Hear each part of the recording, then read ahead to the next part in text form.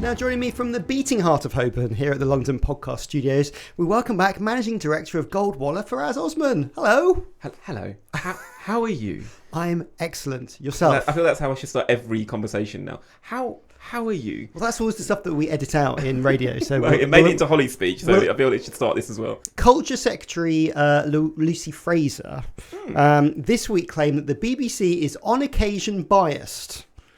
Do you agree with Lucy Fraser? I think the bias thing's really weird, right? Because it's presented as an absolute. So like there's a goal that you can achieve, which means that you are suddenly unbiased, which is obviously ludicrous. Like bias is an experiment. So like, you know, and how you see bias is comes to you as an individual. And when you're doing broadcasting, I think surely it's impossible to be unbiased in broadcasting because it completely depends who's consuming it. My view on this is actually, if a culture secretary from a political party goes in front of a select committee and says the BBC is unbiased, I would argue that's a bit of a bigger problem because, you know, they are a culture secretary of a political party. They are biased. And I think that the fact that you have to ask the question of the BBC is probably a good thing. If you ask the question of, say, a particular newspaper, you probably know if they're left-leaning or right-leaning. If you ask it about certain new news channels that have sprang up in the last few years... Not news channels. Not news channels, called news channels, whatever they're called these days. But you kind of know if they're left-leaning or individuals for that matter. Yes. But as a corporation, if you're asking the question is that corporation unbiased, and you don't know the answer straight away, that's probably a good thing. But when she was pushed for an example, she couldn't give any.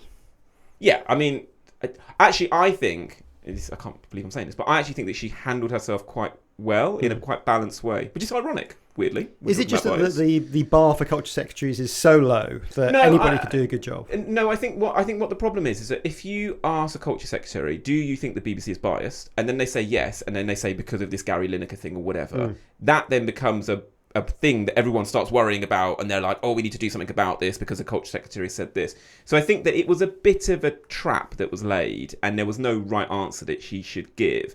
But I think the reality is that I'm less interested about whether or not she thinks the BBC is biased. I'm more interested in knowing if she's going to do anything about it. So she said, yes, I think the BBC is biased, and as a result, I think XYZ changes need to be made, that her previous person, the alumni of that role had previously, then that was problematic. But I didn't get a sense of that from this select committee. So I think it's a bit of a non-story. Yes. But I actually think it's quite a good answer from her and gives me a little bit of comfort that, yes, she thinks the BBC is biased. Of course she does. She's a Tory. She should think the BBC is biased. But she's not planning to do anything about it. So we're all good. Well, also joining us, making her media podcast debut, is broadcast reporter Ellie Khan. Hi, Ellie. Hi, Matt. Thanks for having me. No worries. We love that you're here. What do you make of that story? The BBC is very aware of its own bias and it's actively trying to tackle it. It's currently on the second of a series of thematic reviews looking to sort of weed out where it's going wrong with impartiality. But I mean, if you look at Ofcom, because Ofcom obviously adjudicate on the BBC's biases, and there's been some that's upheld, but it's kind of like a handful, isn't it? It's like every so often there's something that it's gone a bit too far, or there wasn't quite the right combination of people in the newsroom or on that programme. Yeah, completely. I think what's happened, I agree with something that Nick Robinson, BBC veteran journalist, said today, in that the goalposts have kind of shifted without anyone really being aware of it. He said that the rules have changed sort of secretly, and Ofcom sort of allowed it. And this is not to do with the BBC. This is to do with GB News, the like, where politicians are sort of allowed to come and interview their own and make very, very impartial statements. And it's sort of being often allowed to slide. So he's sort of saying, we're operating in a completely different environment. We need to address it. But that's something that feels like it's been pioneered by radio, right? So LBC doing all of those shows where they had... You got Nick Ferrari that's more right. You got, but not just that. But you had politicians that were doing shows like and I think LBC did a pretty good job of having that balance. And then kind of GB News has taken that and kind of going, we'll just get rid of the balance bit, but have all the politicians interviewing their mates, etc. I think for those channels, it's easier for them to get away with it, even if they are getting away with it according to Ofcom's rules, because they're more minority channels. Yeah. And it's not like it's that everyone sees it and suddenly notices and points. Yeah, but I think the wider issue is that like the opinionation of, is that what I think it should be. I'm gonna like Yeah, but like, as we're doing on this show, like we're giving opinions, but I'm not an impartiality lawyer or a kind of I'm just giving my opinion on a particular story. That creep has started to happen in but that's news okay because generally. I can give balance the other way, and that's the difference. Is like it's fine for you to say that. It's fine for you to argue that the BBC is imbalanced, and I can say, well, some would argue the other way. But where it becomes tricky is that when you have subjects like climate change or Brexit or vaccines, where you have where the balance is like, well, do you have one person on each side of the debate, or do you have 10 economists that believe one thing because it's 10 to 1, and one economist believing something else, or 10 scientists believing that climate change is real and an issue, and one outlier saying it's not, or do you just have one of each? What does balance look like? And I think that's the struggle, because we want both sides of the coin, but that's not necessarily representative of what the argument is. And like I said, I just think it's an experiment, and we should just continue to scrutinise it, because if we got to the end and said, oh, suddenly the BBC is impartial, that to me is just a bit weird. I was reading this week about Channel 4 making further programming cuts, this time to Kirsty Allsop's daytime series, and The Last Legs lost some eps as well. How would you say Channel 4 are managing their financial difficulties? They're experiencing some serious financial woes, but they are sort of doing this salami slicing thing. This is the second and third in what we assume is going to be a series of cuts.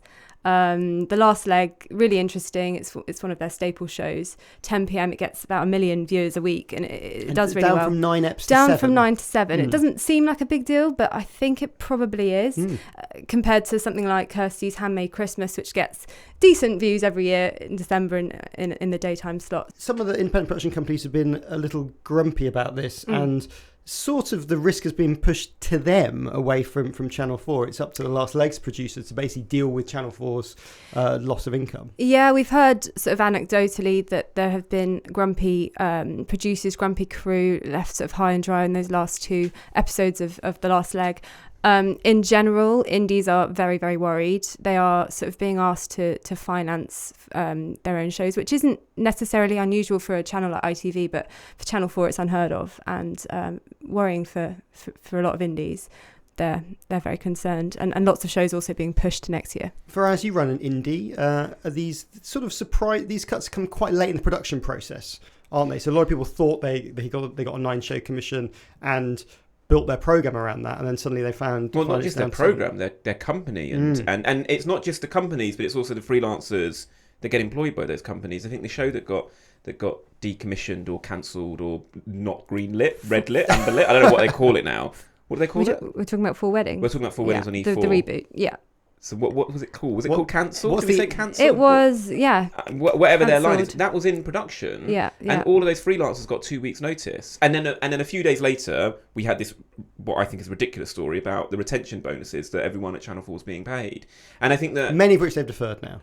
Well, my understanding is that the top 3 heads have deferred it. I don't know if the commissioning editors and the heads of department who have deferred it as well. And I think if you're a freelancer, particularly if you're a junior freelancer, and you've been given 2 weeks' notice on a job that you thought you had 8 months on, and that's just gone in a really difficult climate, and then you pick up the paper and you read a story about how the people that have decommissioned that show have been given a bonus, some of which they deserve it because they've done a really interesting job and decent job for the past few years. But that's a retention bonus. They've been rewarded for not leaving their jobs. It kind of is pretty tone deaf. And I think that we have to remember that, and Channel 4 have to remember, that they don't make any of their own shows. It is all independent production companies of many different sizes. Some are truly independent and fairly small like mine. Some are mammoth and actually bigger than the balance sheet of Channel 4 itself.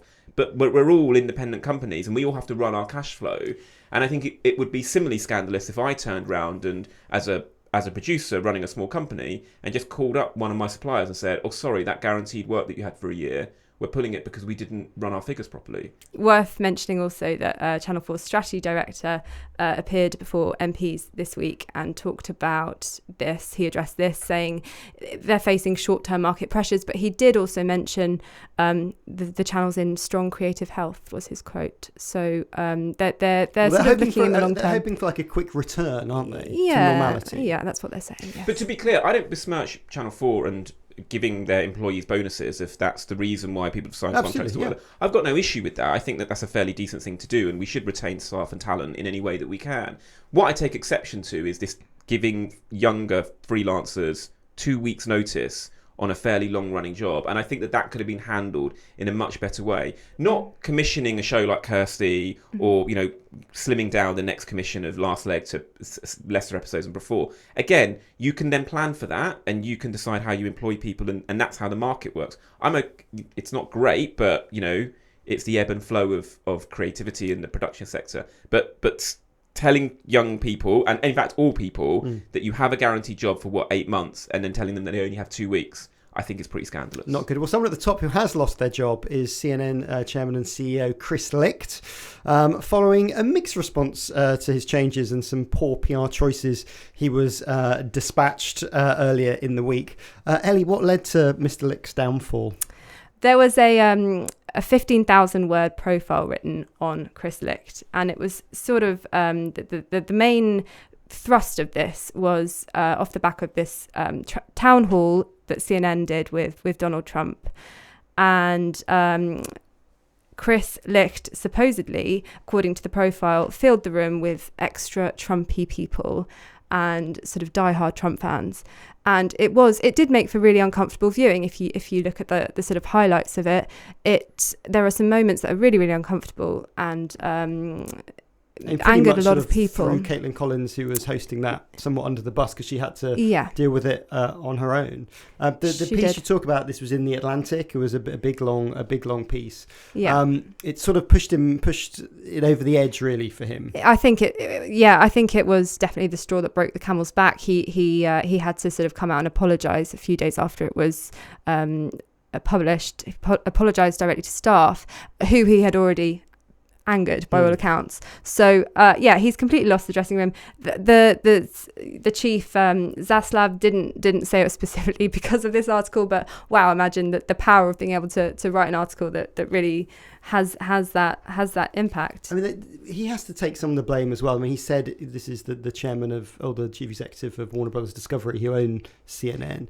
He said that he took responsibility for this. Yeah. And really he should do, because if you read this Atlantic piece, basically Zaz was always on the phone to Chris Licht and was very much pushing him to deliver his own vision, which sort of drew a wedge between him and the staff. It's a really difficult job, firstly. I think also the reality is that the decisions that he made didn't rate, right? I think that, I PVR'd the Donald Trump town hall because I'm a bit like, we're back to the nonsense and the chaos and the soap opera. But after about 5 minutes of watching it, you're just a bit like, I'm just fatigued with this and I'm bored of it.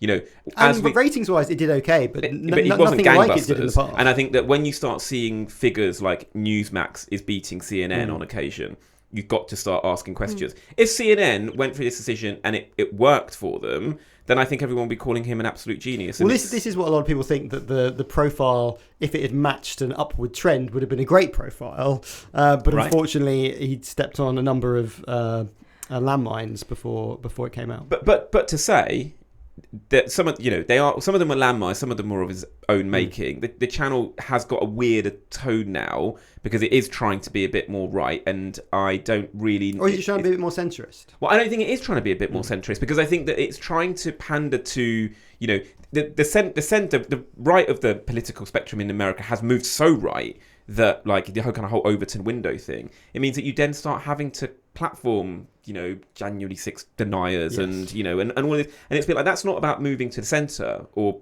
it is actually even more problematic. The issue is that can you have centre news in America, and in the same way that can you have a centre newspaper in the UK? The answer's probably, as we're discovering, no. Or you can. There's just no viewers for it. There's no one passionate enough to watch a channel without a left or right view. I think his remit was to push it to the centre, and it seems like he's gone against that completely. That moment when Trump completely demeaned, it was the day after he was found guilty by a jury of sexually abusing the writer E. Jean Carroll, and he made fun of it, and the room went wild. The room loved it, and that's not a centre. But I would argue that town halls they're a very American thing. We don't really have them here. They've tried them in the UK, but I do think that when you have a town hall, you kind of let the speaker hang themselves, and you kind of let the audience see and decide, and and make comments like this. I think that, some pushback is necessary, but town halls are meant to be a forum to allow people to say these things. The Nikki Haley one, which didn't get anywhere near as many viewers, but was interesting. She said some ludicrous and audacious things. Do I think that she should have been pushed back on them?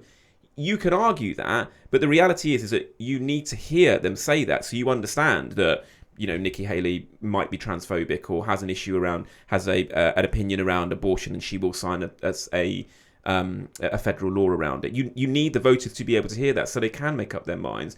I don't know if it is for the anchors of those town halls to kind of go, well, I think you're wrong, because that's not really what those forums are for. But either way, it's not rating, it's not worked. Something needs to happen, and I think it would be a real shame if CNN continues to slide, because it's an important broadcaster. Well, it's interesting. I mean, all the news channels, MSNBC, CNN and Fox in America, make all their money from cable subscriptions. So it doesn't matter so much where your ratings are. As long as you get the cash from the cable companies, it's okay. But that's under a lot of threat with people kind of cord cutting. So obviously it's a race for ratings, but also a race to keep your business model intact, isn't it? Yeah, I mean, I think the CNN business model is an international one, right? It's quite interesting. I've been watching a lot of the coverage around the whole Live Golf PGA Tour merger, and there's been a lot of particularly from Jake Tapper, who's been kind of going, this is outrageous, and and it is outrageous. The PGA Tour went on record and saying that we think that the Saudis and Live Golf is something that we really, and then suddenly they kind of have a massive 360 about turn. But if you watch CNN internationally, all the adverts in the brake bumpers are all Qatar. They're all, there's a lot of Saudi adverts within it. They're taking a lot of that coin from the very same places they're criticising. And they love a bit of golf too. You said earlier about newspapers, and here in the UK, the Telegraph is at risk of falling into administration. Well, sort of it has fallen into administration now, following a court battle between the paper's owners, the Barclay brothers. Whilst reporting on the development has been branded irresponsible by the Barclay family, the papers are going to be sold along with the Spectator. Ellie, would you fancy buying a national newspaper? About 600 million for these? Yeah, go on. I mean, if I was to buy it, it would be purely out of interest in the tradition and the history that the paper carries. It would be like, it's an institution. It'd be like buying John Lewis or something. That's where the sort of priceless value, I think, lies. I mean, Faraz, is that the likely buyer, someone who is maybe right-wing and just wants to carry on that tradition rather than someone that wants to build a modern media business? Or are you going to see DMGT or Irish or European media company swoop in? I think I'm going to say Lebedev. And I'm not saying he's necessarily going to be a buyer, but I think it was interesting when he bought the Evening Standard and what that meant for him as a person. And there's obviously news stories about Lebedev that are coming out now, particularly with what's happening in Europe. And I think that the Telegraph in the last few years has moved from being a paper of record to being a mouthpiece for the party that's currently in power, and a Spectator by extension. So I think that if you want to get close to the current cabinet and the previous cabinet, or you want to get close to what the Tory party might turn into, then it would probably be quite a sensible buy, and maybe more sensible than cutting a cheque for a donation to that party. And I think that the buyers that are circling around it will probably be looking at it for its power and influence. More from Ellie and Faraz next after this. And Ellie and Faraz are back with me for part 2 of the media podcast. Time for some news in brief. Spotify are cutting 200 jobs from their podcast section, combining Parcast and Gimlet into their already existing Spotify studios and shifting focus to Spotify for podcasters. Faraz, Spotify acquired the studios in 2019. It really kind of kicks off their big push into podcasting. But now it seems to have sort of fallen apart a little bit. What's gone wrong with their strategy, or has anything gone wrong? I actually don't think that anything has necessarily gone wrong. This isn't a huge surprise to me. Why not? I think it's a shame that they're always it's a shame that they cut staff. I think that's it is ruthless, and people who can do that have got more I say confidence. It's not something that I could imagine getting on a Zoom call and saying you've all lost your jobs, but away from that, the podcast strategy and getting deep into it, I think that we've got to remember that companies like Spotify are tech companies, and they put these out in these plays, and they kind of see podcasting, and they're like, it seems to be like a growing market. Let's make sure that we cover our terrain about it. If it continues to grow in this way, then great, we've got our foot in. It reminds me a little bit of the smartphone boom, right? So when Microsoft were a massive company and they missed the move to mobile, that's always a fear that a lot of tech companies have got, that they'll miss the next thing. And it felt like in audio, podcasting was going to be the next thing after music. It does feel like it's slowed down slightly. I think it was probably, there was too much content, too many podcasts, and a lot of listeners got a bit of fatigue. And so they pull back from it. Very dare you. Yeah, well, no, but it's just there's too much choice. In the same way that we're seeing the same thing in television, you know, and there being a pullback in the television space and the streamer space. It doesn't surprise me that's been mirrored in the podcasting and on-demand audio space as well. Ellie, Spotify sort of talk about creators being a big focus for them, and some of their deals, rather than making stuff themselves, has been with the sort of Joe Rogans of the world, even the Obamas signing them up, and now obviously supporting other creators, sort of a bit like YouTube. Is that a better thing for them to be doing than making their own shows? I don't know if it's a better thing. They've invested a lot of money on some big bets. Meghan Markle also being one of them. Her podcast has sort of steadily fallen down the charts. I think they bet big on some original programming, and perhaps that hasn't quite paid off. I think it's probably it needed to happen that they were going to row back, but sad that it's off the back of a series of other cuts earlier this year as well. Yes, I mean, Faraz, is the truth really that basically Gimlet ran out of creative steam? Oh, it's a bit unfair. Maybe. I mean, Gimlet had their issues, and I think that they had some internal issues that they had to deal with. I mean, Gimlet staff would say that they weren't supported marketing-wise by Spotify, and they didn't get all the goodness that they were promised. But it's part of the problem is that in a hits business, if you don't make the hits, then you're going to be on your way out. Yeah, I think that's what it comes down to. And I think that when you launch something new, the only way that you can make noise about it is to acquire lots of things, talent and companies that people know. And then slowly start to find the hits along the way. So I think Ellie's absolutely right with the Meghan Markle piece, and you mentioned the Obamas. But if you look at Apple's strategy, for instance, when they launched Apple TV Plus, they launched it with all these huge names and this this non-stop roster of everybody that was ever famous in any it was almost like ludicrous. But actually the hits have been Ted Lasso, and they've been Severance, and they've been actually these shows that don't actually have these massive stars, but you need to get to that point. And it doesn't feel like Spotify have had a podcast. So they bought in lots of stuff and they've acquired lots of stuff, but they haven't kind of really started building their own. This is what the Spotify podcast tone is, and this is what you get if you listen to it there. Really, people still know Spotify for a place to listen to the latest Taylor Swift album. Well, maybe the solution is just AI and just getting somebody else, just getting the computer to make the podcast. But there's some news this week that the EU has urged social media companies to immediately start labelling AI-generated content in a bid to contain the spread of misinformation from Russia. I mean, Ellie, Twitter aren't, I don't think, a part of EU's voluntary code anymore, and getting Elon to do anything they've left. is pretty difficult. Do you think it's going to be? Do you think we'll see this work for social media companies doing what the EU wants them to do?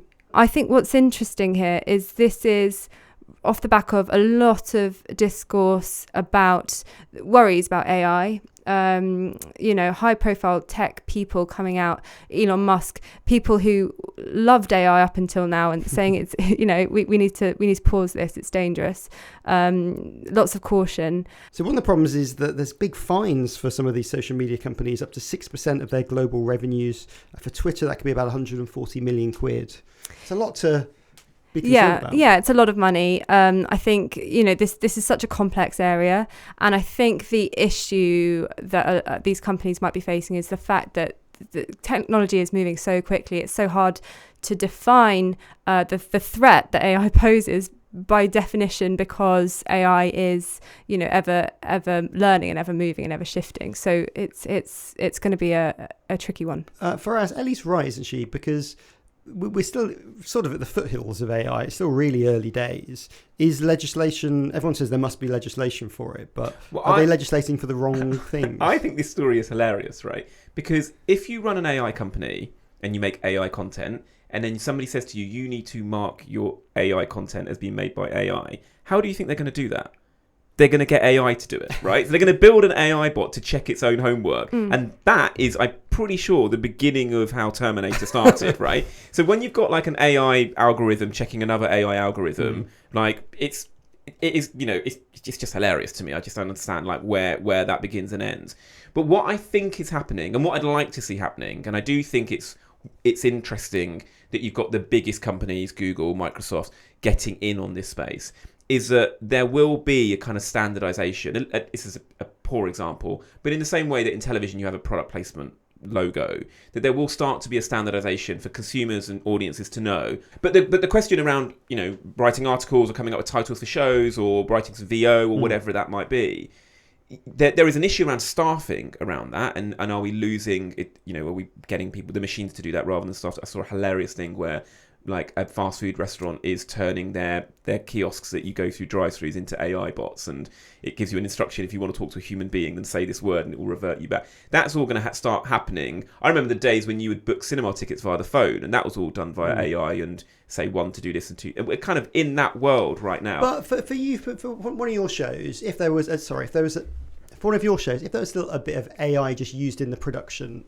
of it, you wouldn't want to put a little AI in a circle on the credits, would you? Well, I'll give you a better example. If we have a still, and in that still is a piece of footage, or not even a still, if we have a shot, and in the background of that shot is a bit of artwork that we can't clear, what is traditionally done is that it's blurred, right? Now, is it right or wrong for me to kind of go, well, let's just remove it, right? Because it's a better experience for the audience because it's gone and it's not distracting, it's not blurred. It's not doing anything that we haven't done before because we've always masked it because it's not cleared. Is it then not real? For me, so long as the story and the content continues to be what it's meant to be, that's fine. If we start making things up, as in like this person didn't say this, or this didn't happen, or this picture isn't real, then yes, that should be marked. But one thing you can do, and probably for both your organisations, you could ask Midjourney to generate a picture of Matt Hancock to illustrate a story, and that's an addition. It's not really changing anything. It's but again, I was watching Sky News last night, and they did a hilarious reconstruction of Prince Harry in his courtroom, giving his saying because they couldn't get the footage inside the cameras inside the courtroom, they do this wild thing where they get an actor pretending to be Prince Harry reading out what he said in Prince Harry's weird accent. Sorry, the actor's weird accent, not Prince Harry's weird accent. Maybe, but a bit of both. But it's got reconstruction in the top right-hand corner, and the audience accepts that and kind of goes, well, I know why you're doing this. And I think that as editorial, we just need to ask the question, well, why are we doing this? We're doing this because we can't get cameras in a courtroom. So as a result, we've reconstructed it in AI. Ellie? So, there was a similar example which actually used AI. The BBC did a programme about going inside the AA.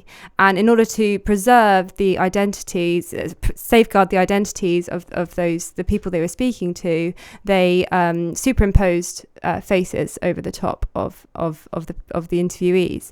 And it had to clearly label every time that happened, because it looked really realistic. You couldn't really tell. And so that was a good example of how AI, I think, was used positively to send a good message and to do a good thing on TV. And marked. Very clearly marked. They were adamant about that. Well, something that AI will never take on is the media quiz. This week, it's entitled Greener or Not So Green. Greener or not so green. I'll name a company with a media profile. You just tell me if this week they are greener or not so green. Easy, sorted. Do we jump in? Listen, you should have got ChatGPT to write this script for you, and it would have been cleaner. Well, Ellie, if you want to play, just buzz in with your name. So, Faraz, you'd say Faraz, and Ellie, you'll say Ellie. Here we go. Question number 1: greener or not so green for Radio Caroline? Ellie. They're greener. They are greener. They've gone green. They've gone solar powered. Radio Caroline is such an interesting thing at the moment. It's the radio that inspired the amazing film The Boat That Rocked, Bill Nighy and Nick Frost. But it's a lovely thing that's happening at the moment. They are crowdfunding at the moment to save the Ross Revenge, which is that boat which the Radio Caroline is housed on, and it needs a lot of repairs. It's a bit of a wreck, but it's got so much history, and it's such a lovely story, and I think it's such a valuable part of this country's culture. And they're looking for the transmitter to be fully powered by solar panels. Yes. So that's going to what they hope will make them greener. So why they've not called them solar sails? I mean, it's like Come on, ChatGPT would have given you that title. You can send them £5 and put that in the comments on their crowdfunder. Okay, question number 2. Greener or not so green for Shell? Oh, they're not so green, aren't they? I'm sorry. Sorry, Faraz. And Shell are not so green. They're quite yellow and red, if I remember correctly. Why are they not so green? They got in trouble for some advert that they did where they basically said that Bristol is nice and green and clean because of Shell, and actually that's not quite true. Actually, I'm being quite cynical about this. I can't believe I'm saying this out loud. I don't want to say I'm on Shell's side. You put up big oil. But I'm basically big pharma. That's how I keep my company going, because I'm actually funded by the... I'm not going to finish that sentence, so you can decide your own thing. But the advert that got inverted commas banned, although hilariously every time you ban an advert it means it gets more viewers, which I always think is a bit self-defeating. But it said that Bristol is ready. It had a ready in big letters, and then it said to go green. And the EASA kind of suggested that meant that Shell had got it ready to go green, which they hadn't. And Shell are arguing, no, we're just saying that Bristol's using a lot of green energy, which means it's ready for the green switchover. Yes, it's a bit semantics. But the ASA said that they were admitting to what extent they represented their overall activities. Yeah. It was the very polite way of saying they were lying. Okay, point each. So question number 3, greener or not so green for The Guardian? Ooh. Stumped. I'm just to break the deadlock. I'm going to say first. Not you're so green. Say I'm going to say not so green. First I'm going to say Faraz, and then I'm going to say not so green. Incorrect. Greener. Attention. The Guardian Media Group's Positive Impact and Sustainability Report declares they have reduced greenhouse gas emissions by 30% over the past 2 years. I assume their own, not the country's. Partly through banning beef in the staff canteen, and I imagine declining print circulation as well. I mean, sure. It's recycled trees, isn't it? Yeah, must catch up on some light reading this evening. Over a burger. Not over a burger. Over a chicken burger. Well, a point each, so a draw. So you get to define the Media Podcast's new green strategy for a later episode. I think it should be your jumper colour. That's like, get on YouTube, see Matt's jumper. It's a pale green. I think that's a good representation of how green we are. Excellent YouTube plug. Go and find our YouTube channel so you can see the wonder of my green jumper. Thanks to our guests, Faraz Osman and Ellie Khan. Where can listeners keep up with the work that you're doing? Ellie, how can people see your writings? Broadcastnow.co.uk. We are behind a paywall, so you might have to register or subscribe. Faraz? We've got a show coming out on Channel 4. Channel 4 is not currently under a paywall, which is a good thing. Called... what's it called? It's called Sounds Like the 80s with Ken Bruce. Very excited about it. Ellie wrote a lovely piece about it, and it's coming out at the end of this month. And yeah, other than that, I'm just playing Zelda. So if you're playing Zelda, can you look me up on Instagram at Fosman and tell me about it? Because that's all I want to talk about is Zelda. He was late for a broadcast event, and he admitted it was because he was playing Zelda. Did I? Is that true? Yes. That sounds like me. I think it was the day you received it in the post or something. Yeah. Should we put your gamer tag in the show notes so people can find you that way? It's not. Don't do gamer tags on Nintendo. Honestly, Matt, get with the times. Thank you both.